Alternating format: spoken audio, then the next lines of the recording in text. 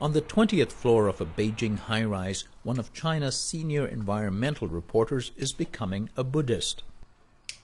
Liu Zhencheng is an investigative journalist. His first story about the environment was an exposé about illegal dam construction on the upper Yangtze River. It made national headlines. His hard-hitting stories eventually got him fired, so he continued his work at China Dialogue, an international online journal. After 10 years of reporting, he says, he was feeling burned out. Every day what we do are good deeds, which may give us positive energy. But meanwhile, what we are facing is the darkest side of the world. As an environmentalist, every day what we see is polluted air, polluted rivers, and the slaughter of wild animals. This kind of negative energy attacks us every day. Where do we draw our strength from? Liu Zhencheng is one of millions of Chinese who are returning to Buddhist, Taoist, and Confucian temples that were once condemned by the government.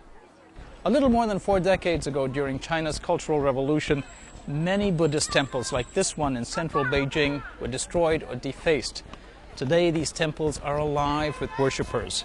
By some accounts, 1 out of every 5 Chinese call themselves Buddhist. Some scholars say this search for faith is linked to China's massive environmental problems. In a world in which capitalism and socialism and consumerism have created a kind of industrial behemoth that is just thundering ahead, that is draining life out of the villages, that is polluting the soil and the air and the water, you have a heartless world. But you mentioned that I've translated both Lao Tzu and Zhuangzi. Martin Palmer, shown in a Chinese TV broadcast here, is based in the UK but has been working in China for nearly 20 years, urging religious groups to respond to this crisis and to encourage conservation. In 2006, he realized this message was also being heard by the Communist Party. I was called in for a meeting in 2006 with the Minister for the Environment, Minister for Religion, and they were very frank. They said the single-child policy has created the most selfish generation in China's history because each child has been brought up as the center of absolute devotion by the family. Nothing is too much to give to them. And these 2 Communist Party officials said, we want the religions to help us bring compassion back. But what is it that finally persuades an individual like Liu Zhencheng to cross the gap from atheism to Buddhism, in his case the smaller Tibetan branch, which has about 5 million adherents?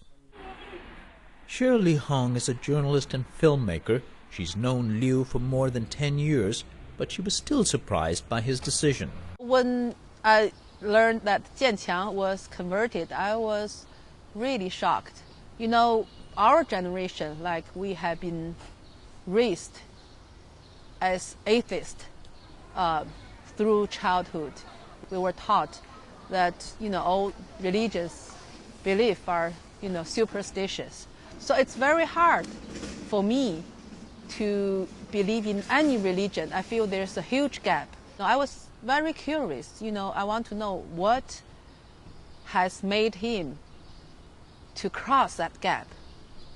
So I, you know, start to think my other friends who was converted to Buddhism.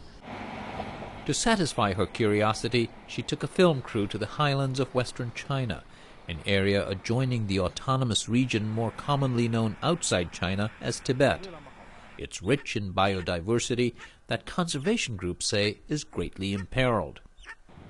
This is also home to the headwaters of the Yellow and Yangtze rivers, quite literally a lifeline to hundreds of millions of people downstream.